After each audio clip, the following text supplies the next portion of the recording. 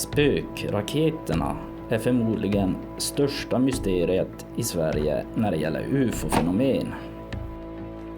Allt började 1946 då tusentals människor runt om i landet iakttog raketliknande föremål som korsade himlen eller störtade mot marken, ofta i sjöar.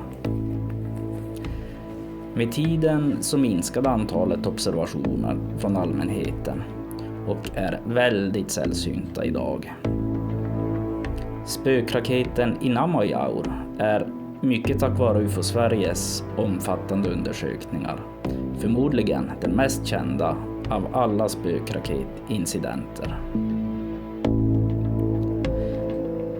Den incident ni ska få ta del av nu hände min pappa och hans bror när de skulle sjösätta en nybyggd båt i en liten sjö nära sommarstugan i början av 80-talet.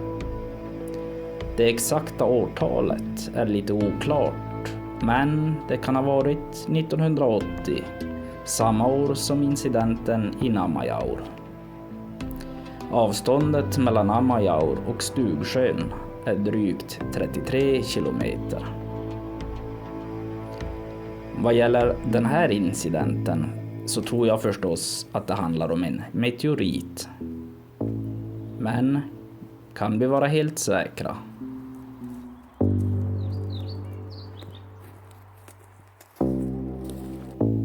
Ja, kan du inte berätta lite kortfattat med egna ord vad som hände då den där dagen?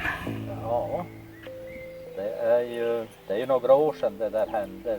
Det var väl i början på 80-talet skulle jag tro. Och jag hade gjort en båt. Och vi hade tagit ner den hit i sjön, jag och brorsan då. Vi skulle testa den lite grann och säga att den funkar bra. Och medan jag stod med ena foten på bryggan och andra i båten, då hände det någonting mycket märkligt. Det kom som en jättevindpust och så ett fruktansvärt plask någonstans här nere i sjön. Så bryggan och allting, det bara gumma och jättevågor på sjön. Och vad vi gjorde, vi blev ju så jäkla skraj så vi bara rusade upp på backen och stod och tittade på varandra och vi fattade ingenting. Och de där vågorna, de höll väl på i 5-10 minuter innan sjön var normal igen. Ja, det var märkligt. Det ska vara jäkla intressant att veta vad är det som hamnar dit ner i sjön. Så att det har man gått och funderat på väldigt länge. Claes Svahn har intervjuat dig någon gång på 90-talet om det här gissar. Ja visst, jo. Det gjorde han ju. Så att det var ju lite spännande det där, måste jag säga. Men man blev lite skraj. Det är bara så. Och det här nedslaget var ungefär här i kanten då så att säga på. Ja, det är svårt att säga exakt, men det var någonstans den här sidan för att det blev ju jättevågor det hela sjön här så att men någonstans mera mot kanten till här måste det ha varit. Absolut. Men sen vet jag ju att jag var för några år sedan eller för 10-15 år sedan var jag med båten då. Den här nya båten som jag har gjort och åkte och så tänkte jag ska kolla upp det här att vars det här mystiska hände. Och då hittade jag en öppning vid kanten av sjön här och det var rötter och det som bara hängde så här och jag stoppade in åran dit så långt jag kunde och där kände jag att det fanns någonting som var lite så där halvrunt på något vis. För åran gled runt den på något vis. Så att någonstans där ligger det någonting. Men det är jättesvårt idag att hitta det där stället exakt. Men det vore intressant att veta vad 17 det är för något. Jaha, ja det var ju hit upp i hamna då. när nedslaget hade varit i sjön. Och vi stod och tittade på varann först. Vad är det frågan om? Och sen stod vi och kollade på sjön. Att vad är det som hände där för någonting? Och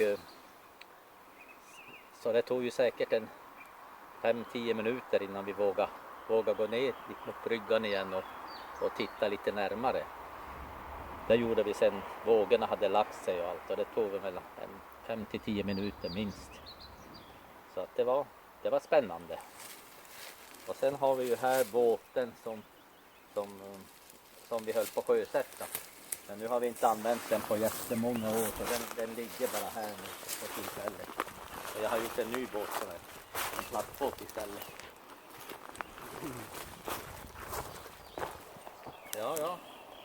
Här har vi den här båten som vi höll på skulle sjösätta med brorsan. Ja, vi har ju använt den en hel del också, men de sista åren hade den bara legat här genom att vi har gjort en annan lite bättre båt. Så att den här var det som vi hade i sjön då. Ja det pojk. Nu verkar ju sjön vara väldigt lugn och det ska du vara glad för. Så slipper du bli rädd. Och det var ju egentligen, här var egentligen där bryggan var på den tiden. Precis här hade vi den.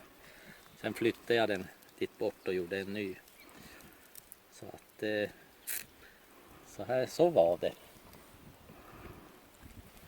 Vad tror du själv att det var som slog ner?